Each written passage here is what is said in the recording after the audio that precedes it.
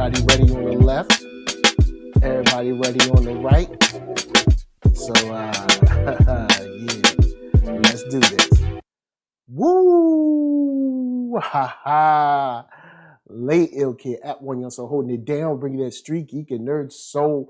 What is up, my people? Today, coming with another wonderful episode of That's Right, on screen. Any idea as you of course. You here. It's good to see y'all sunshiny faces. We about to get into a wonderful TV show.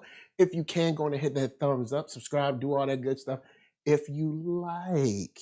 Now, with that said, I'm going to be joined by someone, hopefully later, come through the back door on us in just a second. Actually, it looks like she might be up in here. Let's see if, let her come on in. Let's see if she come up in the back door. I am joined by the awesomely talented, incredible Marqueeda LaStar. She holds it down on the journalistic tip, right? She holds it down on the blurred galaxy tip. She got skills. She know what she's doing. And hopefully you will see her soon. With that said, I might as well go in and give some shouts out and love to. I'm gonna put some art up real quick. Let's see what art we got. We got. You know what? Big shouts out to Okamus. Okamus is a Kickstarter that a friend of mine just ended. Super dope, crazy fresh, dope art. You need to check it out. But we're gonna talk woke today. That's right. We're getting into woke. The season. Hulu dropped it. How you feeling? Are you digging it? Are you for it? Are you against it? All that jazz, all the characters, you know what I'm saying? How'd you like it? And all that good stuff. Real quick, if you can, go in and get started in the chat. If you watched it already, let me know what you feel about it. What your I guess you could say your initial thoughts after finishing the season, because it's a pretty short season. About 30 minutes an episode, 8 episodes in all. Pretty quick to run through, and fairly enjoyable. On my side, I would say that Woke is a show that I actually did enjoy watching. I thought it was fun, and interesting in a good amount of places, to the point where it was thought-provoking enough, and engaging enough to kind of get a conversation started, to get people talking, whether on social or maybe friends and chat groups and things of that nature. It was also awesome to see T Murph. Big shouts out to the chat. We got Someone Shining here and E equals MCU. And shouts to E equals MCU says, I still haven't finished it yet, but shout out to T Murph, my scene partner in training. Yeah, T Murph was dope to see. It was also dope to see Winston. And also to hear JB Smoove's voice was something dope. JB Smoove, his voice work is just always fantastic. And then I'm trying to, I do not want to mess up her name. Sashir. What is it? What is her name? Let me pull it up real quick. Sashir Zamata. And I know I'm probably ruining it. I do apologize. It is not on purpose. But with that said, it was good to see them on screen. The way this show is lit, I enjoyed, especially the way they lit the comic book shop. The way they played in and out of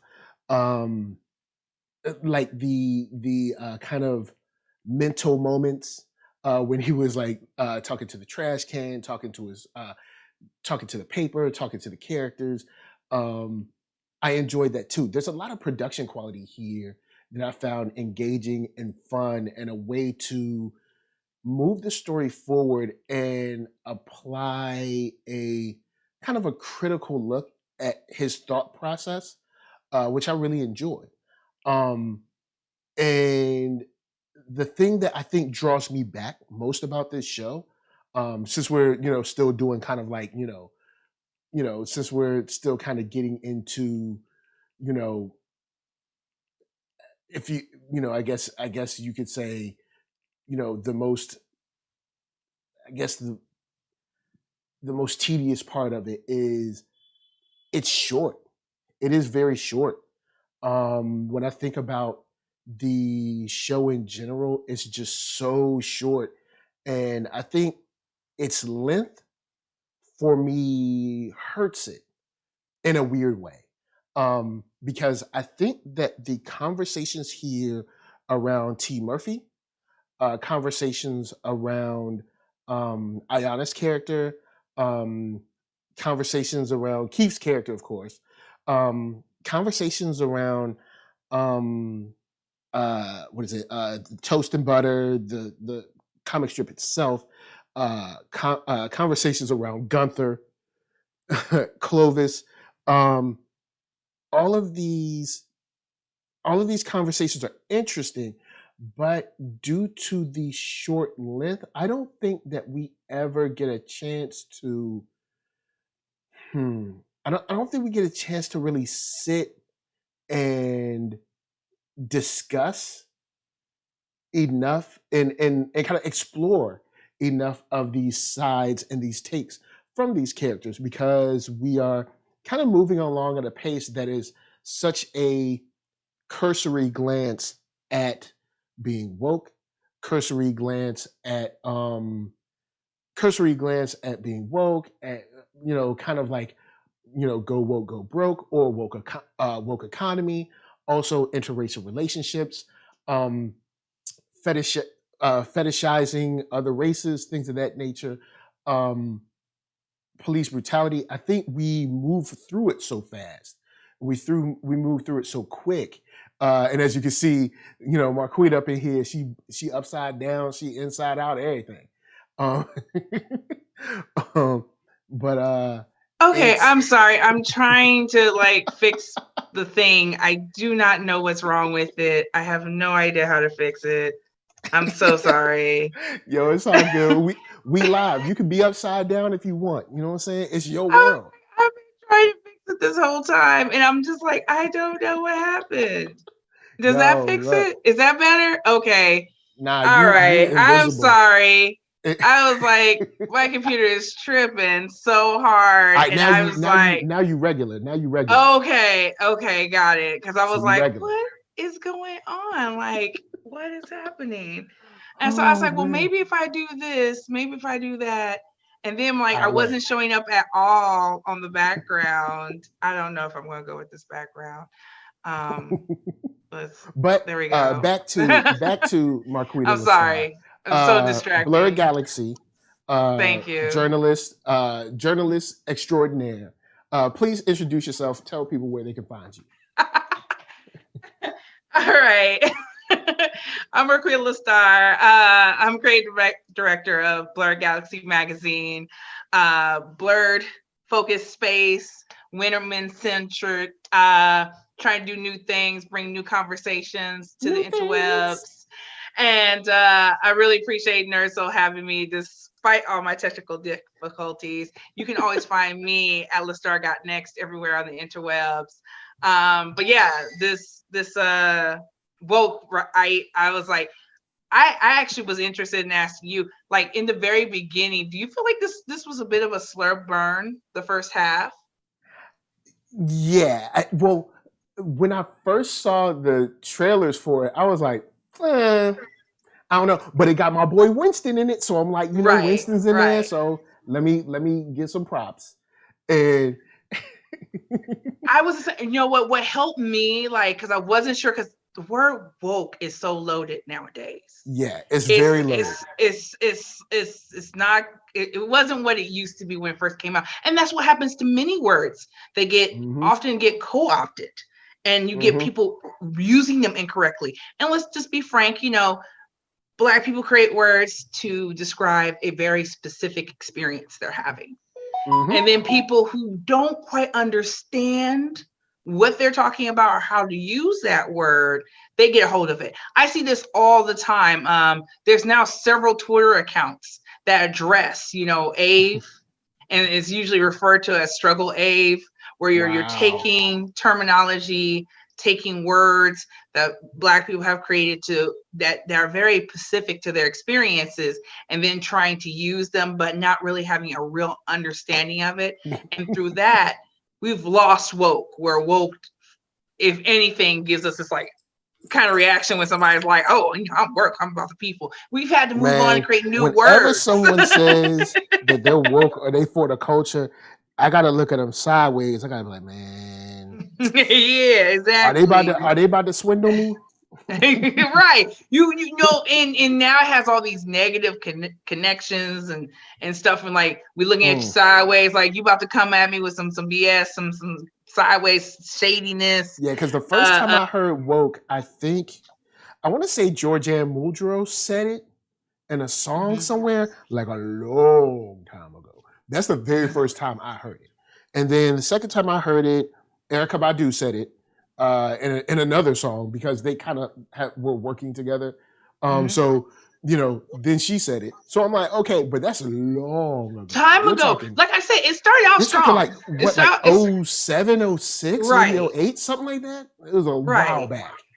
A while and back. Now, you know, you got, you know, you go woke, you go broke. Then you got the woke economy. So there's some people saying you go woke, you're gonna get rich, and then you got some people saying you go woke, you're gonna go broke. So you don't know which one to choose or which one to believe. Right. Right. But I think all those things now exist, and so at first I was like, well, what like I said brought me in was like the little snippets of the show, and you start to get a feel for what they mean by woke and how they feel about woke. And so I was open to the conversation. I think I was going to check it out regardless, because we're trying to support, you know, not only is woke kind of, I feel like he's the main character, Keef, is like a nerd. And so I was like, of course we're going to support old dude, you know, Blurred Galaxy. We got to support our blurs out here. And their stories. And I like that it's telling a story that I think is not too common. I think it's becoming more common as like Black weirdos kind of take over like entertainment and media. That has become more common. But yeah, you get these people where, I don't know. I definitely remember, I don't think I've ever been somebody who's been like completely like, no, I just want to keep like, you know, I want to talk about race. I think I've always been open about talking about race. But I definitely noticed. But I've known those types though. I've known those types that definitely were like, look, man, I'm just here to like be on the football team. I don't want to do this, or I just want to be part of the like the math, the math class or whatever. And I don't want to, like, it's been many times when we've gotten into discussions in various schools I've been in, especially around history, when I would kind of like eye the other Black student, and I'd get this eye back like, no, man, look, I don't want to. No, I just want to. I don't want to be the person. I just want to get my grades and leave and go. Well, see, I was like that stereotypical nerd. So I was in all like honors and AP classes, and unfortunately at my particular magnet school, there weren't a whole bunch of brothers and sisters, so I get in those classes. We are asking of our brothers and sisters to be the only one in the room, so there's a trade-off when we're like, we want someone in the boardroom at Microsoft.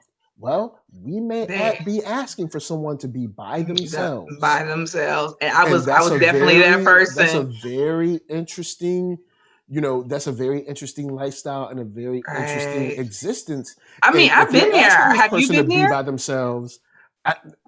There's been a few times where I've been the only person, but I know sometimes we ask someone to be the only person there, and then we get mad at how they act when they're the only person there. And it's like, they trying to survive. You wanted them there. Right. They trying to survive while they're there. Right. But back to the beginning, I guess. After finishing this season, how did you feel after watching this season, finishing it up?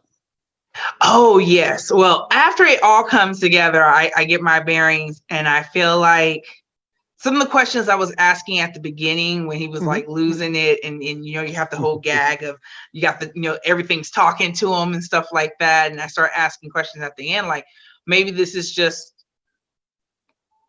like your subconscious, or like questions that you've punched down, perspectives and the way you feel, and you've kind of punched it down to kind of blend in and fit in to keep it light.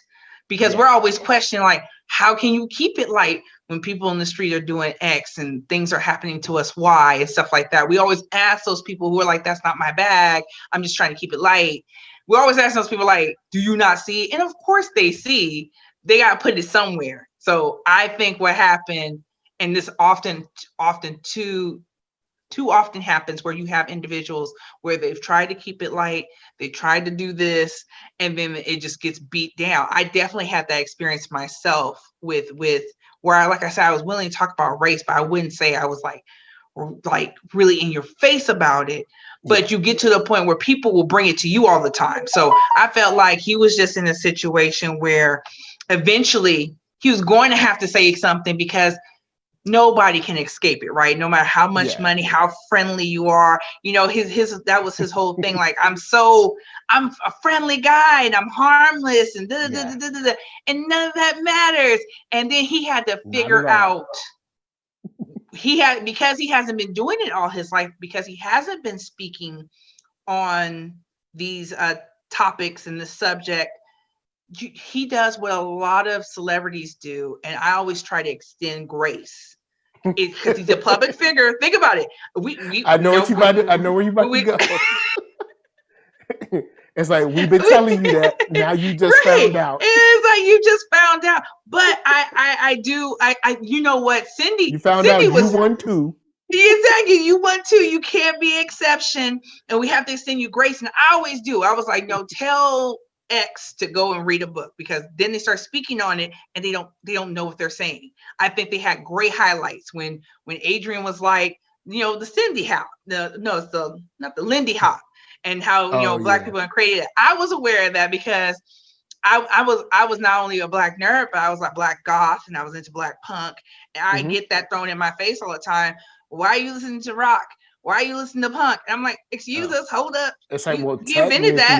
That's actually ours. Thank you very much. Just because it got just like everything else in copyright. Off. I have every right to be here. Thank you very much, and stuff like that. And I get challenged by Black people, like, why are you listening to this stuff? Why are you doing these things? Like, nah, this is ours. We made it. Right. And I think it was so funny to switch it, right? Where you have the main character going, that's super white, and she goes, no, it's not.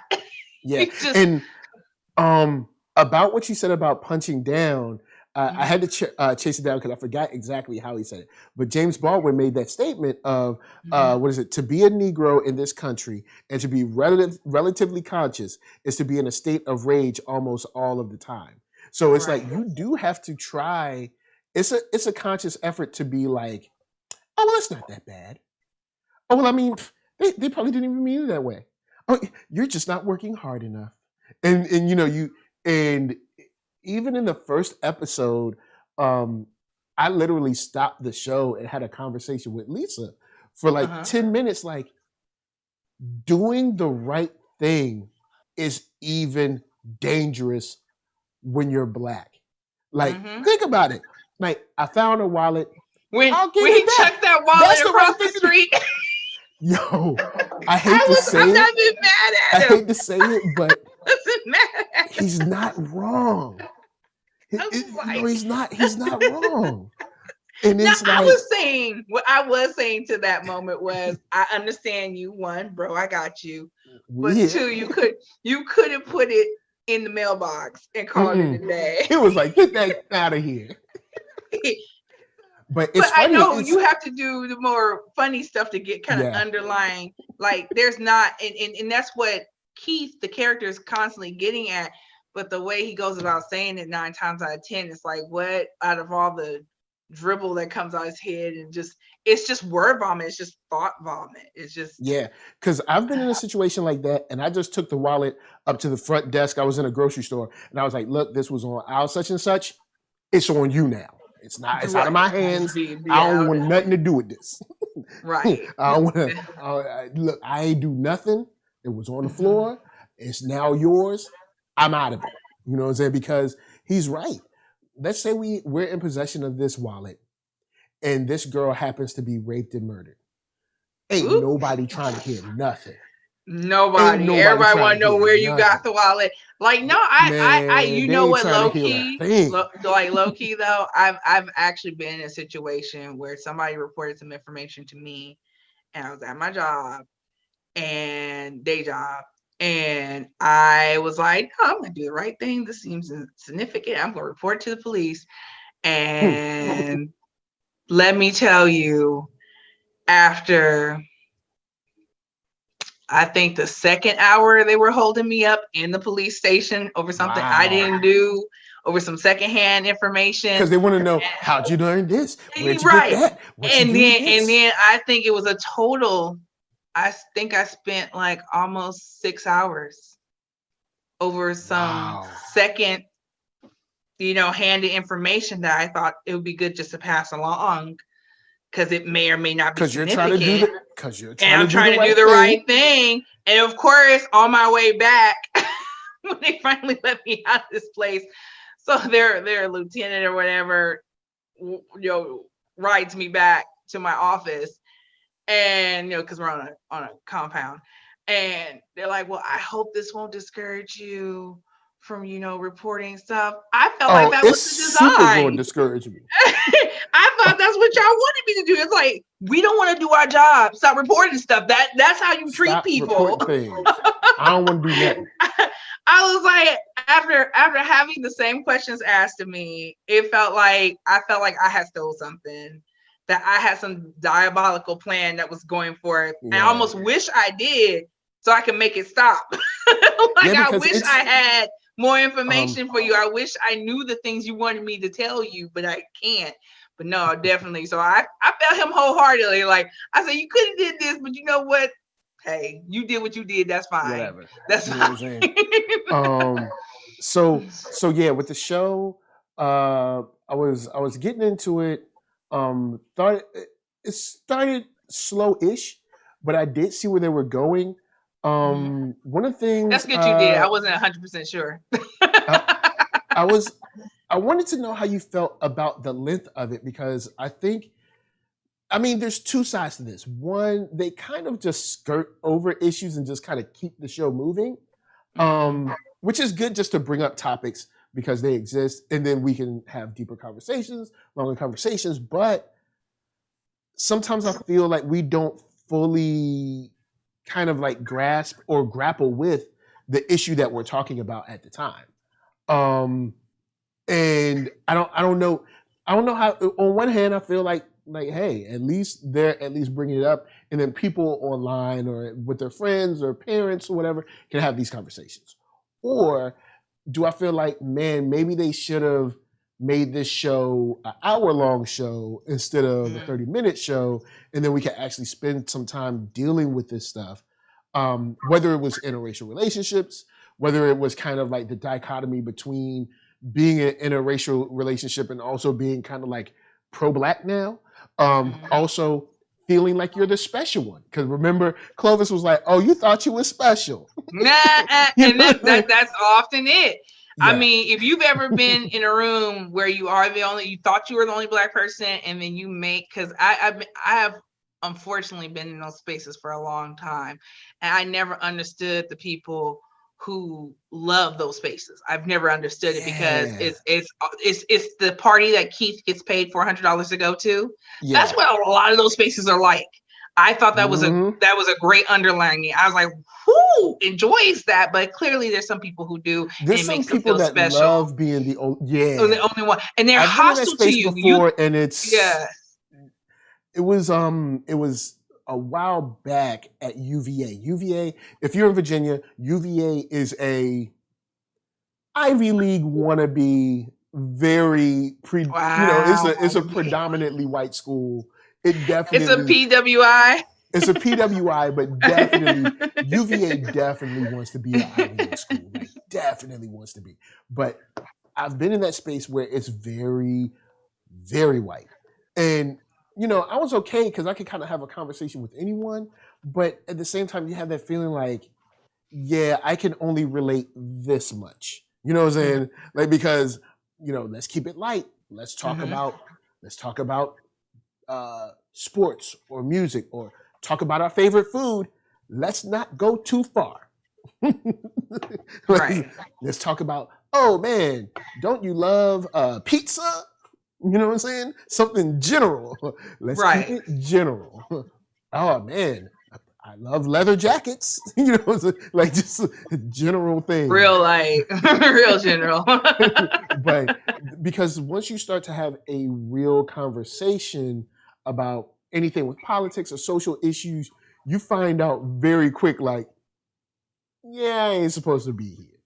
And what he gets from that, the whole, Black people for rent, it is a great statement on society and culture at this time. But like the lady he was dating, I can't remember her name right now. I'll look in the cast sheet. Adrian. She was like, you don't get to choose your consequences. And that's true. A lot of people I thought that was like the realest advice that she gave him. There's 2 shows I've wanted to do for NERDSoul that me and my boys thought were hilarious. We were dying laughing. But we were like, when they get a hold of it, it's not going to be funny anymore. I didn't do them. Like, between me and him, we were like, this is the funniest ever. That is a whole nother conversation, because I be looking at stuff people be doing, and sometimes when you call other I'm going to just say it, non-Black individuals, because people of color who are not Black are guilty of doing this too, where they appropriate culture, and then run off, and they're doing like this online blackface, and then they wonder why we get upset about it. And it's like, well, and sometimes I've heard the accusation of, well, you're just mad because you didn't do it. And I'm like, but there was a reason why we didn't do it. Yeah, there was a reason. There was a reason. We knew how that would come off. We knew what would happen once it gets in other people's hands. And so we're like, we're gonna slide away from it. Nobody did the idea because they understood the consequences that you haven't considered, because it's not your culture. You don't think about the fallout. You don't think what we have to deal with. You don't think about, now that this is in, the general population, the general group of people, I'm going to hear about it at every party because somebody wants to pretend, because they think there's a Black creator behind that very Black idea. Now I got to hear about it. And I know for a fact it's not us. It's annoying, and then you try to explain to people, and it's just a whole thing. And you're like, I don't want to deal with it. I didn't want people doing that to me. And so we came together. We understood that and didn't do it. But y'all did it and just think we're just sleeping on ideas. No. Yeah, it's like, no, we thought about it, but I was like, what will this look like when they get a hold of it? And it was just like, dang, because like me and you, someone else and your friend, Black people would be like, "Oh, this is hilarious! And we understand this the lines. We hear exactly. And people that ain't invited to the cookout will get a hold of it, and next thing you know, not only will they take your idea, but they be the one, just like old girl that was on TikTok dancing, originated the joint. All the different moves. Now all of a sudden, here come white girl that took it. She on the NBA All-Star game. She getting interviewed. She getting all the opportunity, and she ain't created nothing. That's it in a nutshell. Teaching other people how to do it. Do it like she did it, and she didn't never did she stop and say, "Well, now she has because she's been called out." But it's too late. It's way too late, sis. You stole that. You're profiting off of it. Nobody cares if you come in retrospect after you've secured the bag. You ain't offering to share that bag with her. You're not saying, well, if you book me, you got to bring the original on. Did you do that, sis? How about you work to right that wrong? But no, we're not doing any of that. So I don't want to hear your weak apology. Just last night, not gonna night, put the work in it. I'm not going to put this person out, but just last night, Lisa and I were looking for some prints and furniture stuff, and we were on like the Etsy. Artist formerly known as no prints, like floral prints or okay, like that's why I wanted to clarify. That's why. Yeah, sorry. So like African prints and stuff, Ghanaian prints. Prints. I thought you said Prince. Yeah, sorry, Prince. Okay, sorry. okay. So, okay, got you. Mm-hmm. So we're on Etsy, and there's this pillow set of pillows up there, beautiful pillows. Mm-hmm. Oh, Africanized, full Ghanaian. Look at the shop owner, Becky in the house, bruh. Look, but they be the ones. They be the took it, blew up. Got an Etsy shop making mad sales. And when you Google, they're the first people who come up. But people who are literally trying to share their culture and make a living while doing so, because that's artists, baby. They make beautiful things for you to enjoy, and that's what they want to spend their life doing, creating things and sharing their art with people. They never expect it, and then it's always this double standard. Nobody expects you. Like, I don't think we would have so much a big problem with people of other cultures, participating in that if it was a fair shake for everybody. But there's this clear difference, this double standard, where for a long time your culture is considered less than, it's ghetto, you're getting in trouble, you're getting fired, you're getting suspended from school, you're going through all this stuff because they love to say, well, it's just hair, it's just clothes, it's just music, oh, just cut it off. it's just this, it's just that. But there's livelihoods, there's money at stake, there's culture at stake, and there's things happening to people over this thing that you're just about. People are getting suspended, wearing their hair the way it grows out of their scalp.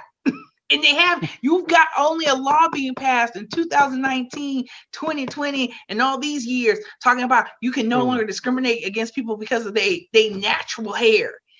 That had to be a law. Don't tell me it's not a big deal.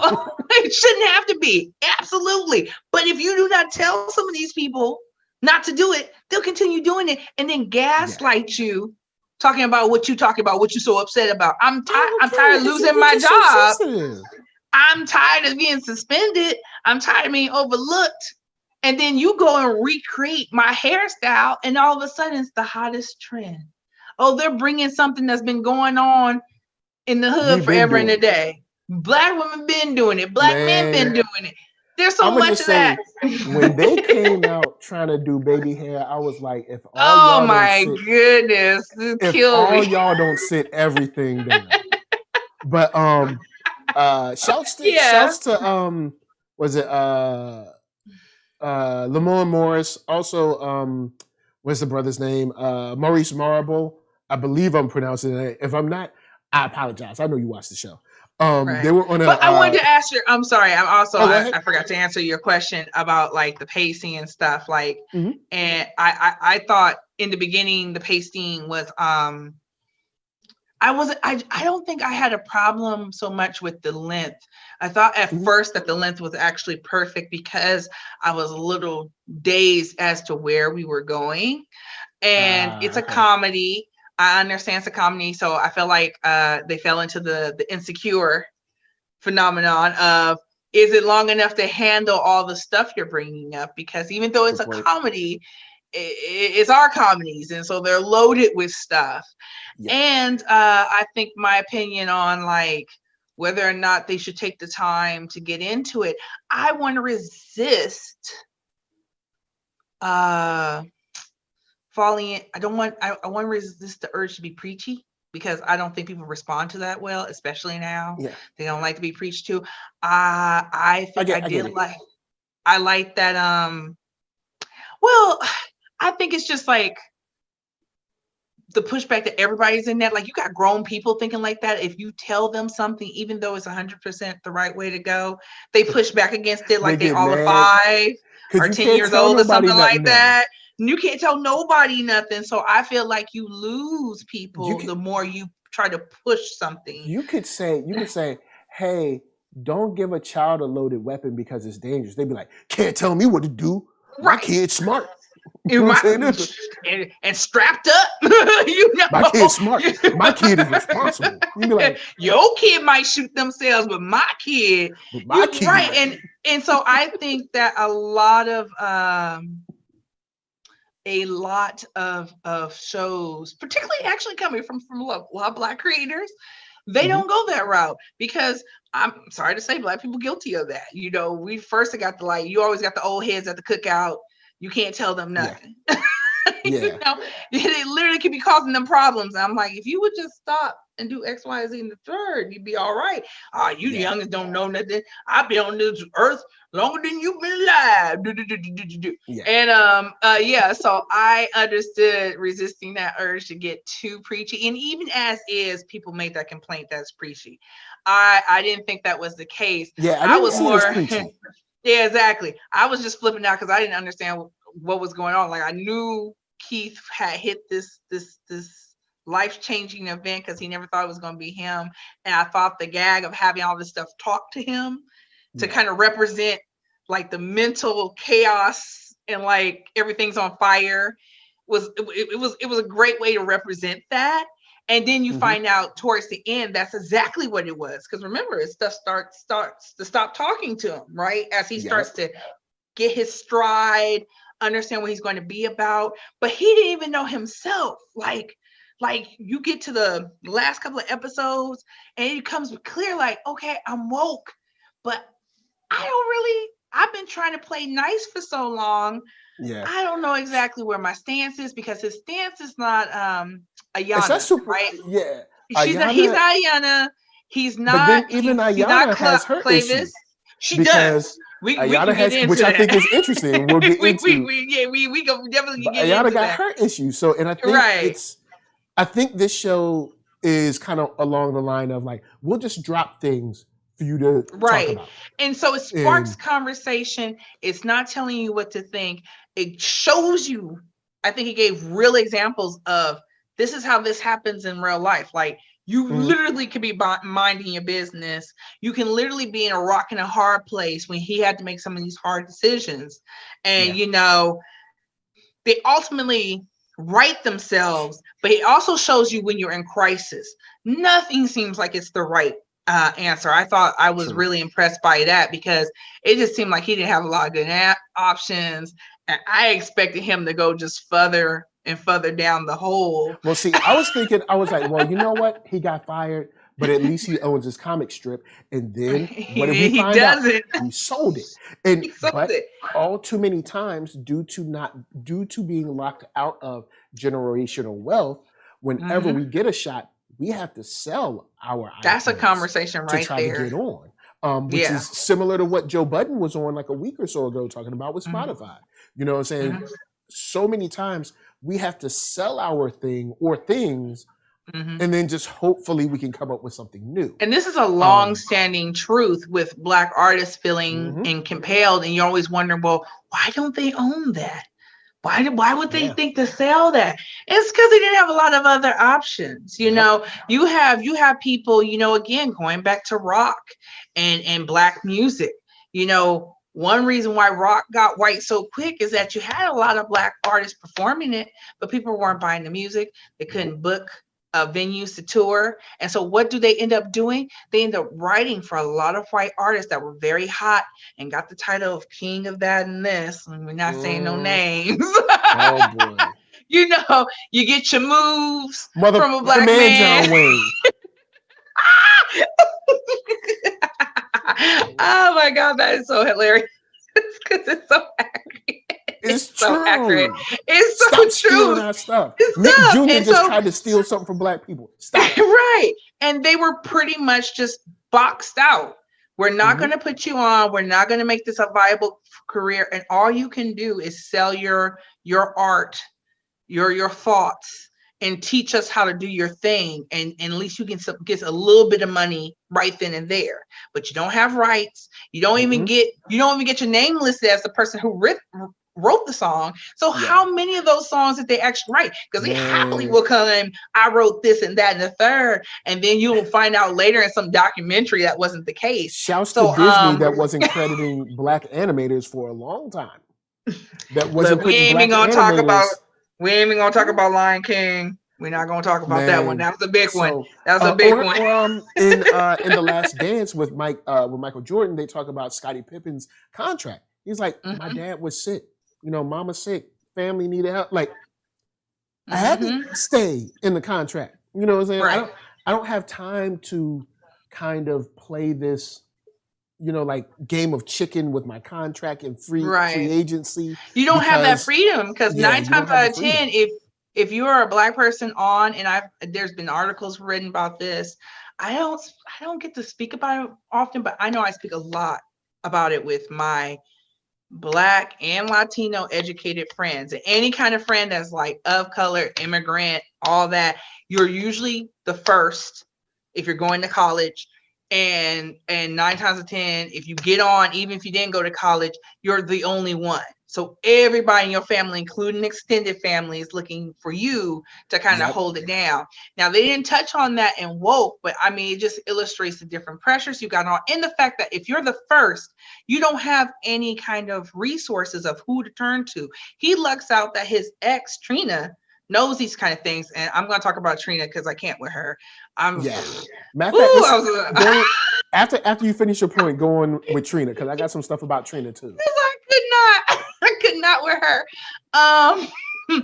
But yes, I think when they're speaking about all these different issues, sometimes I just don't. Yeah, I don't think they got enough time. And then are they going to keep it smart, witty, and funny? Like, I think sometimes when you start to stretch out time and you start to really get in those, you might get lost in the weeds. Those are not light issues.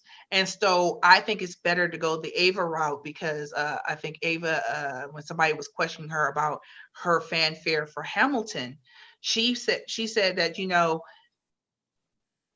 art is there to spark conversation. You shouldn't be looking to art to tell you what to think, to write out the history, to just do all your work for you. Well, it should definitely be the start. In some cases, art has done that, but I see what she's talking about, because there's two kind of, because there has been times when art has been used to kind of tell the story of generations of people. A lot of art does, but I see where she's coming from, because it's like, yo, I got a movie, I got 2 hours to make my point. Right, exactly. You got 2 2 hours, maybe some change, but that's and about it speaks to so it should spark a conversation.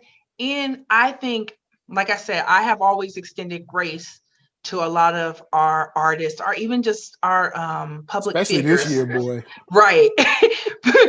with the growing in their understanding of history, growing with their understanding of social rights, and finding where they are going to line up in there. And I'm usually my whole thing is like, just don't do any harm, because not everybody has it. Like, Keef clearly doesn't have whatever you want to call it, like, to talk about these issues Ayana was talking about when she about met him. Right. Like, what are you talking about? He's so far behind. He's been repressing these thoughts and these observations for so long. When it comes out of him, it's just a mangled mess. And I think that illustrates so well how we lean on celebrities who have talents in clearly different places. And just because they're wonderful in one, or even if they're multi-hyphens, we have quite a few multi-hyphen people coming to the forefront. And this whole thing, they can do anything. And that is not true. It's just absolutely not true. Well, it's because so long as a people, we've been stripped of our voice. And unfortunately, the only time white culture, whiteness as a psychosis, I'm not talking about the white person that's not out there doing stuff, that knows what's going on and doesn't perpetuate. Look, we ain't got time for your feelings. You know who we talking about. If it don't apply, let it fly. You know what I'm saying? Because lately they've been up on my channel acting stupid. So, I understand. Because they got called out because of Jessica Krug and all that mess. So, right. I don't know how you are defending her, but okay. There's this idea that, since that's the only time they'll ever listen to us. Right. They have to speak for us. And there was a time when, say, 60s, 70s, like Muhammad Ali, Jim Brown, stuff like that, they were there to speak for us. But that doesn't necessarily mean that they have to. And I'm even saying that sounds wrong to me, because we're just in a different place. We don't have the luxury of being like, well, I don't need to say nothing. But I do also understand that it's like, yo, this is a personal choice. of taking on that, that cross to bear. You know what I'm saying? So I get the people that do it, and then I get the people that are like, yo, man, I'm kind of scared to even try. Right. It's hard, and like, because you'll call them out and say, well, why aren't you speaking about this? And maybe they ain't got it together yet. Maybe they've had that conversation in the mirror, and they're like this don't sound right to me. I think did they say it in the show, or did I see it somewhere else where somebody was talking about they wanted to say something, it was making them feel some kind of way, but they didn't know how to articulate it. Oh yeah. What was it? I want to said something like I'm a woman, I can't have fetishes or something like that. Right. And Keef was like, I feel like that's wrong, but I can't even articulate how. And is that feeling right there? Like I don't want to get sucked into that moment, because that moment that's a rabbit hole. But I was saying that I feel when Keef said that, I was like, that is a moment that so many people have when confronted with either new ideas, new feelings, or maybe old feelings being drugged up, that they are just like, I'm not ready to articulate it. I don't know when I will be. Or just people I see online, they'll say something, I'll be like, you so wrong, but I don't even know if I have the tools to tell you how wrong you are. Exactly. So at that point, 9 times out of 10, what I've learned, the best thing to do is just walk away. I don't have time for rabbit holes. I'm doing a lot. There's a lot on my plate. I got a lot to handle. The grind never stops. I do not have time to figure out what you meant, tell you how you was wrong about it, all that other stuff. And so I say that celebrities oftentimes do not have any kind of real credentials in this. And like, just being Black, unfortunately, is not enough. Like, there's definitely things we know naturally that we understand, especially about the experiences that we're often facing as a people. But how to effectively, like, I remember this. I remember having communicate it as well. Communicate it. I purposely took a ton of like Afro set. I should have minored in it because I took so many classes. And that wasn't to just learn my own history, but to help me articulate the things I was already feeling. They gave me terms and like, oh, I'm not the only person who feels that way. And oh, so this has been happening for a long time. Like it helped me like organize stuff that I'm already experiencing, every Black person experiences, but we just don't have the words for it. I'm like, oh, so this has been a thing. Okay, cool. Because I thought I was going crazy. And that's what those classes do for you. But so with the addressing the issues kind of thing, spark the conversation, do the homework, chat about it like on Twitter. I think it's a good idea, but then definitely go do some real homework, because Twitter ain't it, especially nowadays. Twitter is new. Don't stop there. But to get on our girl right now, Trina. Oh, Trina. All right, I'll just say this. Trina, it was only 2 days. 2 days. I was like, are you serious? Like, I was watching with my homegirl. I'm thinking it had been weeks. Me too. Both of us, we women. We sitting there going, say, what's this?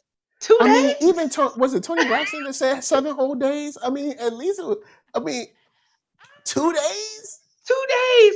And if he's went through something through it. You know he something's got fired, really bad happened. Everything. You can let him have a moment. Brought him a shoebox. Exactly, because I was saying, maybe what if he's like, I don't know what to do with my feelings right now, and I'm afraid of doing that to you. Like, let me step back. Like, let people do what they need to do before they come to you, especially if they're having like mental, like that puts you into like a mental space. I don't want to say mental issues, but definitely your mental health isn't the best right there. Your emotional health, and your emotional intelligence is not the highest. This is probably not the time for me to try to break down all those feelings when I am going through the height of it, because I might say something I don't want to say. And people are like, well, you shouldn't have said it. All right, I'm not trying to say it. I'm trying to figure it out. And clearly he knew his girlfriend, because she comes back later on and admits that he knew what he was talking about. Still turns around and tries to make it about her, bring up what her mama said about what he put her through. I was like, don't get back with her. Please don't get back with her. Do not get back with her. Now, I'll say this from a brother's perspective. I'm tired. Okay, first I'll say this. Okay. If you find someone and you have a genuine connection with them, I have no problem with that. Mm-hmm. The problem is that it seems that all too often there's this kind of genuine connection based off of this elevated perspective of another race when it comes to romantic encounters. So you can say, oh, it was genuine. Oh, we just met each other. And it's like, but yeah, you met sisters too. But since you subconsciously put white women on some kind of pedestal, weirdly, these black women that you've met somehow just, they weren't good enough to have a genuine encounter with. And I'm tired of these woke cats rolling around and you be like, yo, hold up, Becky behind you, hold up, my dude. Now, that doesn't mean that you cannot break something down analytically, speak to certain issues in depth. That doesn't mean that you cannot articulate perfect points. Doesn't mean any of that. But we cannot front like visual identity is not important. And the fracture or the absence or the fissure of Black family is real in America since we landed on this soil. So for you to speak about this mess, it would be nice to see you be about this mess. You know what I'm saying? But I also understand some people just genuinely meet somebody and it's real. So I'm always hopping from side to side when it comes to that. Now, of course, for me and mine, you know what I'm saying? I found me a sister. Because it's a statement. It's not only a statement of who I love, but who I tie my legacy to. That's a whole nother thing. Don't go in the hole. It's a rabbit. Don't go in the hole. Don't go into it. But it's you see that stuff and it's like, oh, well, that's important too. And then to have Ayana like super, super woked out and you're like, don't you only like mess with like Asian chicks or something? It's like, did you think that was on purpose? Because I felt like they were trying to get at that because the way Ayana clowns, like not just Keef, but like everybody on like on social justice, on like white people, and then like I guess it was just speaking to sometimes the weird hypocrisy that we see in the woke community, where it's like somebody will be like super duper woke, right? Like super duper like pro black, and it's like, why we don't never see? All right, someone was talking about Don Lemon, right? Okay. And he was like, he ain't bringing that money home to a black man. And I was done when he said that. I was like, well, look, I think overall, like with that commentary, right? I too kind of go back and forth with it because I know from a historical point of view, this is an issue. There are definitely those in our culture, both men and women, who will put light, whether they're calling them old because they're 50 Cent talking about exotic. Oh God. Ooh, Lord. Which is demeaning, money. Right? Demeaning as hell to all these non-black women he's trying to date. Because he's talking about them being fresh off the boat. I'm like, oh my God, dude, come on.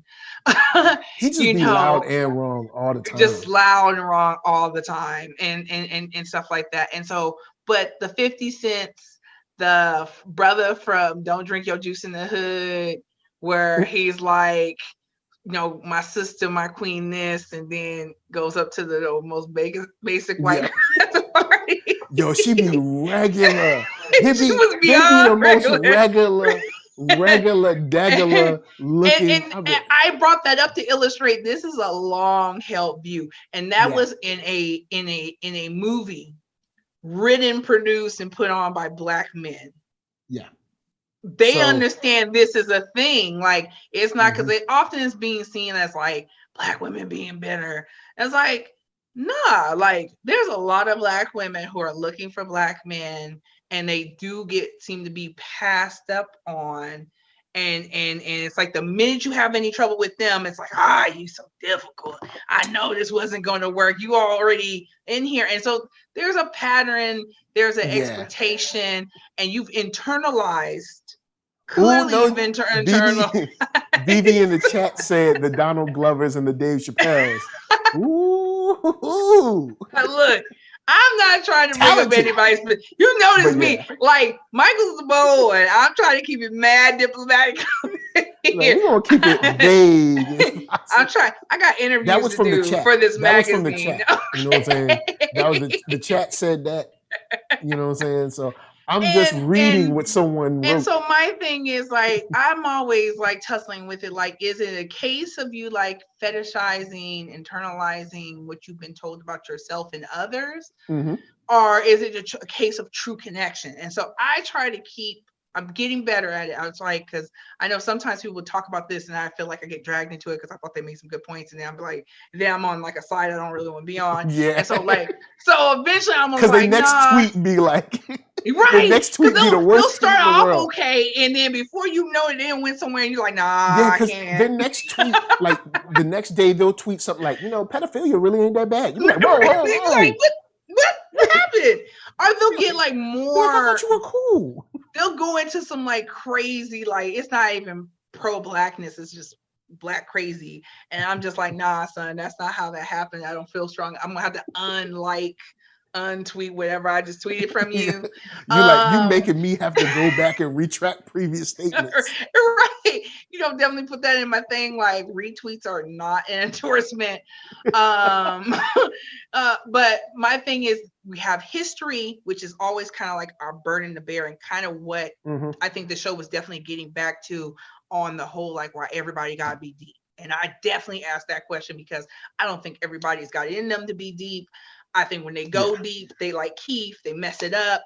And then like, it's a lot of work to be deep with everything you do. Like, sometimes you just want to have fun and be funny. And you kind of see his point of where he's going. Like when they were talking about the koala bear, and he like, y'all are out here over a koala bear. I totally understand that. But even then, I didn't agree with everything that was coming out of his mouth. Like, I was like, he had such a strong point. I thought this was going to be the moment. I was brought into some false security there because I thought, okay, this is solid. I know what he should be about. But it's to like say. we understand the anger, but it's like you want to kind of like reel him a little bit, like you're like stay focused, man. Like really, just a little bit. Complete a thought. Because it's like we understand. Bring it together. Y'all out here for like the manatees. Right. Because that was a real thing. And we getting killed in the streets. Right. And can't get you. And then it wasn't enough to get the offending officer from animal control like fired. Somehow the mayor and the tall guy on the left side of the Bay Bridge. It's the world gotta burn when it's some random animal. But when it's a human being, all of a sudden it's like, who? Well, I want to hear the other side of the story. Do we get it from the beginning? I'm sure the police officer had a good reason for shooting that unarmed man in his back. Like, there's always something. There's always you can some rationalize, hyper rational, pseudo intellectual breakdown. Because we're being emotional. Need to kill Black people. Right. And but then you also have the allegory of. Later that night, that dude's like, "Hey man, Keef, how you doing?" It's like, "Oh yeah, do you know me?" He's like, "Oh yeah, you do toast and butter." He's like, "They were looking for me," and he was like, "Are you robbing me right now?" He's like, "Yeah." It's like It's like this weird thing where it's like you can't win for losing sometimes, right? Because of like we're not saying that people don't exist, yeah. But when you look, but he remember the look he did. when the guy said, "Oh, they were looking for me." Yeah. Because he didn't know him from Toast and Butter. He thought he recognized him from Toast and Butter. He recognized him from getting tackled. Yeah. And so he's like, "Yeah, I'm the person they were looking for." And then when he says that, he gives them that look up and down, like, for real?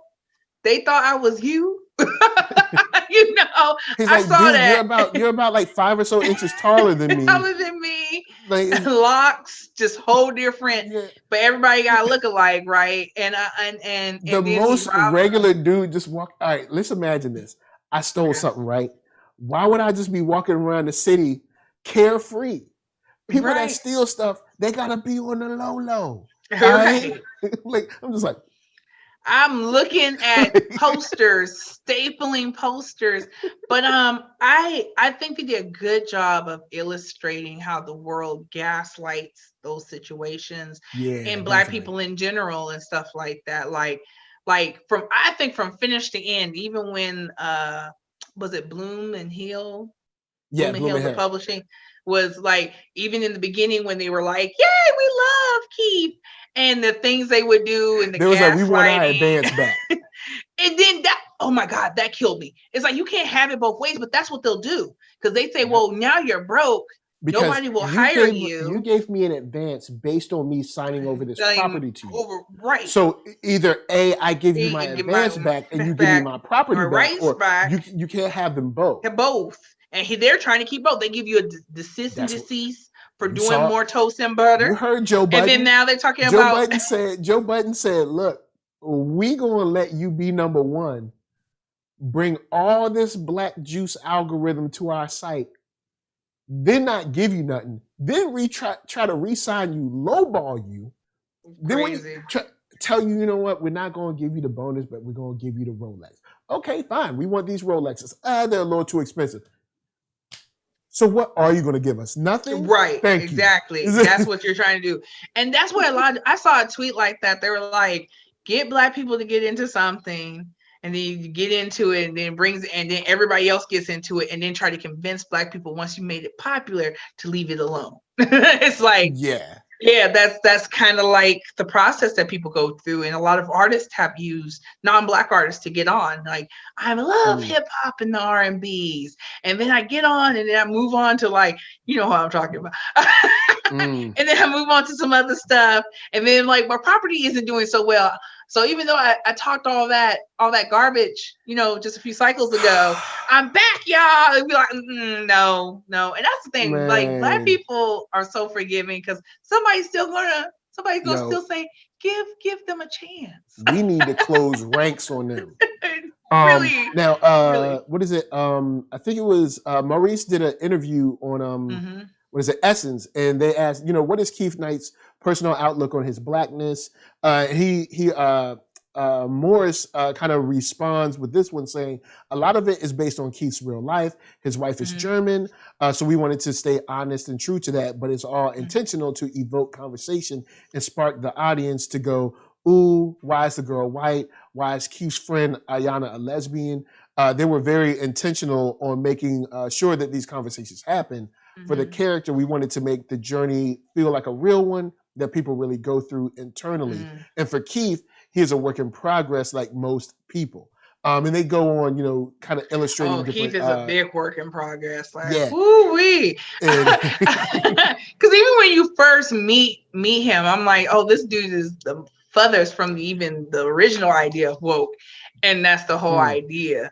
I loved how they made woke into this, like, I was actually trying to make this tweet happen, but it didn't quite come together for me. So I was like, tweets don't never be happening for me. No, actually, a tweet happened for me in the wrong way. I spoke out against boys on episode 3, and hoo-wee. Don't you criticize boys. I got criticize. Well, you know what? I don't. Even when you enjoy the show generally, right? Don't you criticize it, especially based on race? I criticize whatever I want. I do what I want. Thank you very much. Do what I want. No, like at Blurred Magazine, Blurred Galaxy Magazine, that's what we've been talking about. Like, we're not trying to be controversial for controversial stakes, but the whole reason why we made the outlet is because we need to have those conversations. Like, there's sometimes it's like you love something, but it don't sit right there. Everybody's so afraid of securing the bag and being popular that like we've gotten so far away. You can't even say anything that I think is a genuine, honest criticism of a show, or fight, some BS online. Like, so we're always like, we seem cuddly now, but there's some things in the pipeline coming. Yeah. We're like, okay, I can't wait to see them. We're about to blow up the spot. And so we're like, all right, how y'all want to work this out? How we working that out? What we gonna say? And I was like, just be 100% honest, because I don't think people are being honest. And if they were being honest, there would be nothing to upset. Plus the nuance. That's why I like speaking with NERDSoul and you and a few other people, because you can really have honest discussion. Like, we don't always agree, you and I, but we can sit and say, okay, this is how I was seeing it. Oh, really? Well, this is how I was seeing it, and kind of work it out. And sometimes we got to agree to disagree. Yeah. And I think that's how you move forward, because we're not a monolith. Blurred, black people. I'm very big on discussion, but don't disconnect. You know what I'm saying? Because it's like, don't get disrespectful either, because I'm not taking no disrespect. True. Yeah. Well, I don't care. Yeah, kind of expected. Well, I'm talking about the internet, because they'll be like, well, I shut down conversations, and I blatantly block people when they want to get crazy with me. And I'm like, oh, you were afraid to have a real conversation. No, I wasn't interested in being yelled at, disrespected, or called out in the name my mother gave me. Okay, thank you very much. I will pass. So stop it. I'm not, and plus I'm not trying to scream into a void. I want to have conversations that have actual traction. And I can't have traction with nobody who's built a wall or who wants to ask me, stupid questions. They exist when you're trying to troll me and to just getting responses out of me. Yeah. Well, I genuinely don't understand this thing that everybody's been talking about, either for several days, for several hours. Yeah. This whole thing's been going on for 2 weeks, and now you still have a general, I just don't understand. Then you better go find it. You better go find it, because it's not here. You're not about to play me, and that's a tactic to wear you out, so you will not continue doing this very necessary work. So stay strong, brother. Forget them and speak your truth about the boys, because I have to go back. I missed that. I'm gonna have to go back and catch it. I probably want to retweet it, because for the most part, I didn't have a lot of problems with it, but I could definitely see some things that you might have to say about it. But anywho, we're talking about woke. I did want to ask you your thoughts on kind of like the end of the season, and what do you think his next struggle might be? Especially now that he's been jailed. Did you like the cliffhanger? Because that situation between him and the officer, I'm like, they want to use you to say that everything's okay. And the funny thing is, the officer tells him, well, my son, I used to be my son's hero. It's like, oh, I opened your son's eyes. Right. See, because when you leave and go to work, you tell your son that you're saving people. Right. You're not beating up people. And then because your son, I can't remember how old he said his son was, but his son isn't old enough to be this crazy, you will not replace us yet.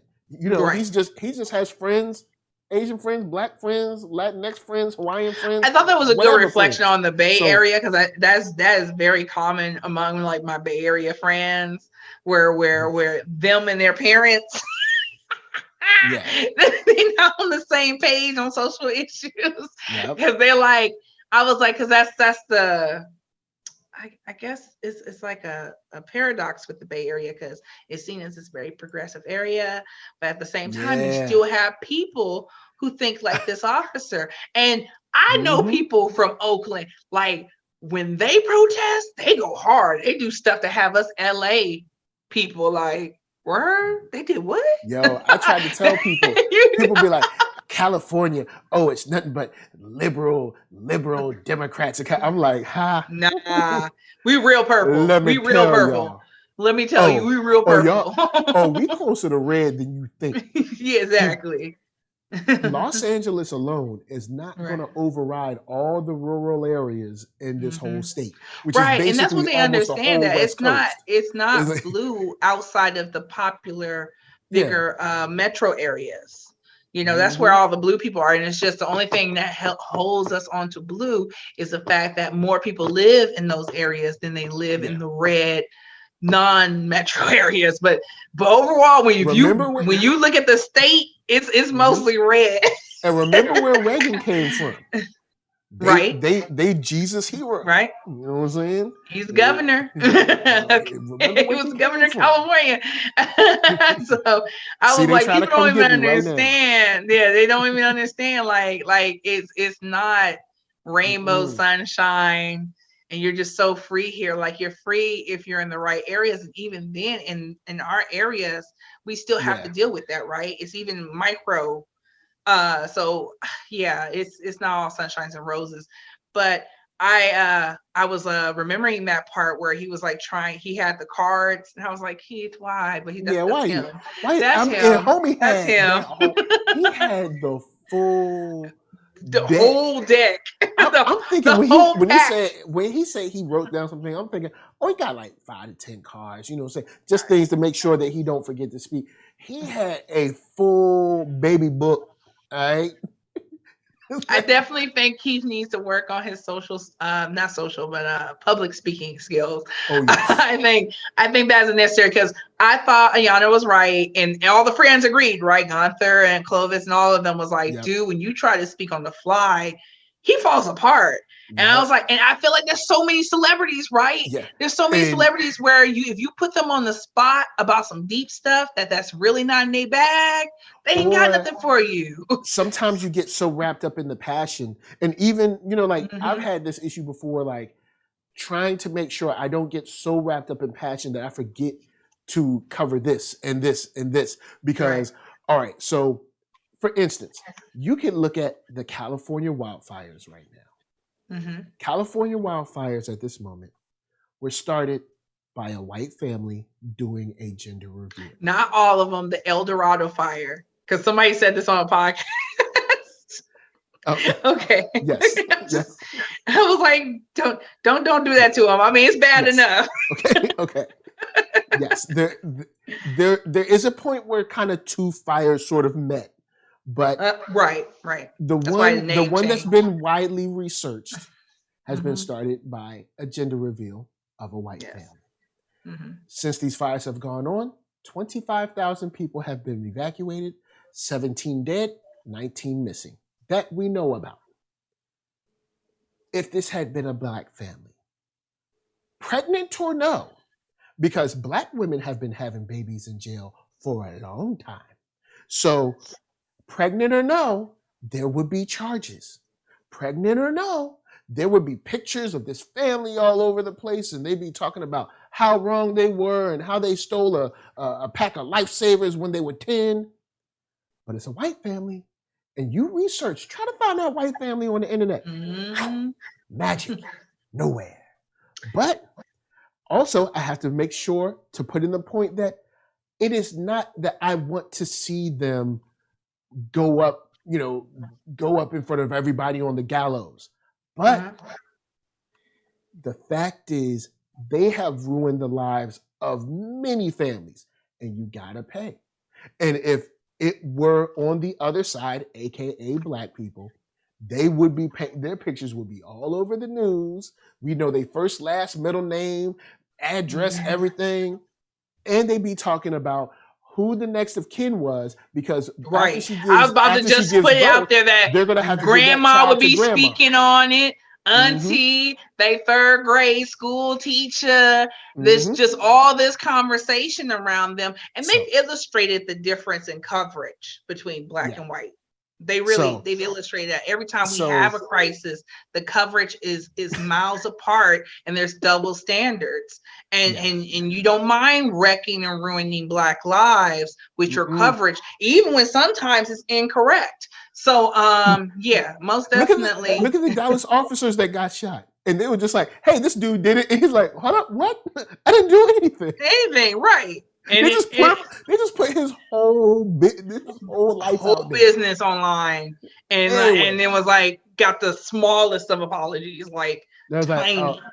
Nothing that equivalates the drag. Headline was like, I don't know, Andrew killed cops. And then when they were wrong, they was like, oh, my bad, Andrew. All right, so next in sports. Exactly. And I was like, that is a problem. Y'all just ran with that, where you would be giving someone who was white the benefit of the doubt, their families. Then we might hear from all the same people, but as a part of creating sympathy. That happens with even mass shooters. Person responsible for killing, they're always lone wolves, and they're quiet, they're always kind. We just want to understand what's going on with him. And now we need to talk to their church members and their pastors. And they always showing the most like happy-go-lucky picture. Happy-go-lucky. They try so hard to give you a mug picture when it's a black person, or a picture when they're looking rough. It'd be the meanest picture they can find of that person. If it's not a mug picture, it's the worst picture of them. But you got the picture of this guy who just murdered, several dozen people or several people, and it's a picture of him like carving a Thanksgiving turkey or something like that. With their family pictures, if you're going to get a school picture, it's on school day where they're like, all that kind of thing. It's a different framing, and it's like it's in the subconscious. And I think that was illustrated very well with the police officer, because he's trying. He's like, oh, I get it, but he doesn't, because every time he asks a question, he just swipes it away. And then we finally get his like, look, man, I just want to get this over with so I can go back to work. I'm on desk duty. And then he makes that statement talking about, well, hi, now I've met you. You know what I'm saying? And seeing that end does make me wonder if he's going to be kind of catapulted into this, I don't know, like DeRay McKesson, Sean King-ish space, or kind of like Ta-Nehisi Coates. Don't Sean King him like that. Sean King, I'm sure you watch the show, and if you watch the show, you know. Look, we all got questions. Come on. but he'll be propelled into this space where he's this artist activist, I guess. And the art that he's doing is actually pretty interesting to see. And after this, I'm hoping that we see kind of how that life, morphs and takes control of him instead of him being able to control it. Because that's a whole other thing. Because it was very much controlling that. He was just moving from thing to thing. I think I was making the analogy when watching it that it's like, if you put it in another comic world, it's like he woke up with a superpower, because they mentioned, your third eye is awake. It's a superpower. It's crazy with a superpower. And that made me think it's kind of like you wake up and you've got the powers of Superman. And now you're flying through walls, you're lasering stuff in half, and you're hurting people. Exactly. And you're just doing so much damage. Even when you're trying to do good, even when you're not even trying to do anything but like walk across the room, you just can't seem to get these powers under control. Like if you woke up at the age of 25, 30 with those kind of powers, it would be cool. I'm a nerd. It'd be cool.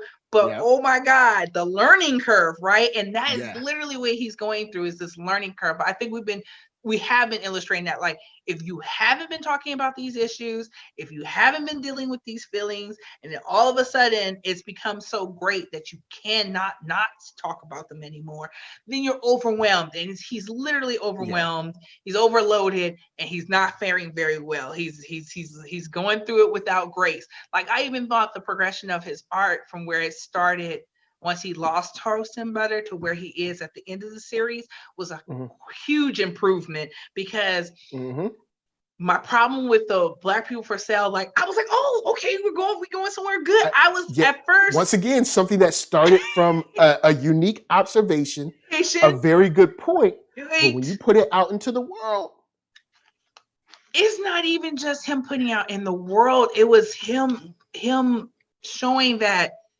the spark of inspiration is not enough. It's not enough Yeah. have a moment of I saw something. Like he needed to sit with that longer And you got to and really work it out. Like, what does he mean? You know, why is he doing it? Like, what is your point? You don't have to tell other people that. It's not for other people to know, because again, you still want them to think for themselves. You want, because I thought the questions he was asking Gunther, even though they were being very funny about it, with his energy drink.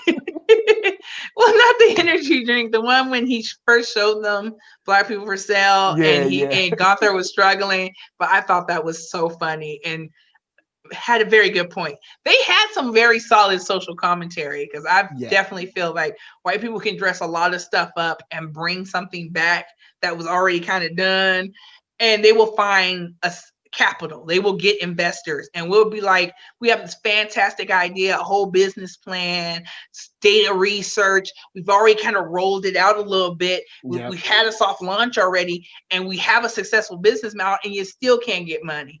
Yeah, but because it's again, like they'll win, because as we've seen with Fire Festival, you can go and get millions and millions of dollars just by smiling when you're white. He built his whole career have a business plan, all kinds of white stuff, privilege, website, everything all out. Everybody's like, well, he's doing great because he's making the right friends. He shows up in stuff that ain't his, or he's bought, and the money he's gotten it with doesn't come from where he says it comes from, and he's just doing all this bait switching, and you're like, oh no, he's got it together. So, you know, but anyway, I don't want to fall into that whole, I'm just saying that it's like they'll take your stuff because they can go get $1, $2, $3, $4 million. Or like who was it? It wasn't FaZe Clan. One of these YouTubers, they had just did a round of funding. $40 million, and then still took a PPP loan. That was for small businesses. They're already a business with a market cap of $200-something million. Just finished a round of funding for $40 million. $40 million alone could uproot and upend poverty for multiple families. But then they still took PPP loans from small businesses. Ain't that funny? Exactly. But, you with your small idea, you're struggling just to get, maybe my uncle can lend me $1,000. Right. They just turn around, got $40 million. Right. And you're like, you can't see that kind of money, and then you get the historical problems with like not having that generational wealth and not having family. You have family that's struggling. They're hoping you're going to get together and make it so they can borrow money from you. And so you start off at a negative. But like I was saying, like I do think that when he first started with Black People for Sale, he was for a loss. And then this is a part, because we didn't even get into Ayana and how she was more like she was just switching up on him. She'd give him a little motivation, and then she wouldn't try to break anything down. Like, you see this guy, you're constantly clowning him, you watching him struggle, and I'm not really into you getting off on it or being amused, because he's really in danger of losing stuff. He's like, he could be on the street, and is it going to be funny then? Like, when are we going to stop being this jaded? How do you not know these things? Especially that art party that she had. Exactly. It was so condescending. And I was like, after a while, I didn't think it was cute at all, because I was like, it's real stuff. You can't treat him like, oh, he's just going to magically fall on his feet. He's a Black man. You already know what could happen. And then when that happens, are you going to be there to help with any of this stuff? Since you're encouraging him to like crash, burn everything. And again, I didn't finish my thought when I brought up Cindy, right? I thought Cindy was me. Cindy's the person who's like getting through. She says real stuff when need to. So when he tried to do that whole Asian thing with her early on in the season, I was like, oh, that didn't land well. And then she broke out. She's like, dude, you're supposed to get your money first and then get all woke, not the other way. Yo, that joke was funny. I mean, it's true. I thought that was the reddest thing, because I was like, I'm the queen of that. Like, we've done stuff together before. And I'm always telling people my favorite example, Beyonce. Y'all would not be like, Queen Bee nothing if Beyonce hadn't, did what she did, kept her head down and grind. Yeah, because if she came out and was super woke then. Woke back. Remember the headline? The Wyclef days? Come on, right. Man. Remember the headline? They even had a headline when she first went solo. Beyonce is great, but she's no Ashanti. Come on, people. People don't remember. Oh, snap. I don't remember People don't remember. People don't remember how it was not in the cards for her. And literally, unfortunately, the void that was the not void, but vacuum left when Aaliyah left and passed away. Yeah, because when really, Aaliyah left, some people argue that was her entrance, and that was like when Biggie and Tupac left out. That helped Jay-Z get through. You know And some people make that argument. I don't know if that's necessarily true, but people make those arguments. But I'm just saying, when you go back and look at I even listened to a podcast where they go over her life, and Beyonce's been grinding for a long time. She was a small child to become for a very long time. For a very long time. So don't tell me to choose between the thing I've been working for all my life and like trying to solve problems. One, I didn't create, and two, aren't going to be solved in my lifetime. Like, I think it would be great if they were. And I mean, technically they could, but let's not hold our breath. Yeah, well, it's a choice because I look at it like this. Because I've had to, I'm that first generation college student, getting jobs that typically nobody in my family has. And I have to pause sometimes when I'm thinking about like doing some crazy messy stuff, because I'm like, I need it. It's like self-care. It's like, if I don't make sure to take care of myself, I can't take care of others. I can't do that. If I don't secure myself, then I can't help you, sis. If I've put myself in such a bad situation, you can't call on me for help. I'm just out. I'm injured and I'm on the sidelines until I figure a way out of being injured. And that's where then they'll be saying, what happened to right. And you guys, like Keef, nobody rushes to his aid. Clovis kind of has his back, because Gunther was like, yo, do you think this is a good idea? He was like, nope, but he my boy, so I'm making these shirts. I mean, I gave him that because Gunther has moments where he asks the right questions, but for the wrong reasons. Because he was pressing him, I think, about the Black people thing, and I forget the question he asked, and I said that was actually a good question. Well, yeah, he said what I was saying, where he's like, you kind of started this thing, you don't know what you're doing, you don't know why you're doing it for, and so it's messy because you don't seem to have a point.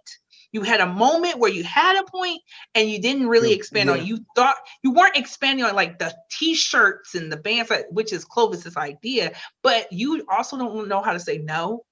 That's a big problem. Like you're so confused. You're so trying to find yourself that anybody who knows who they are and what they want to do, you'll say yes to.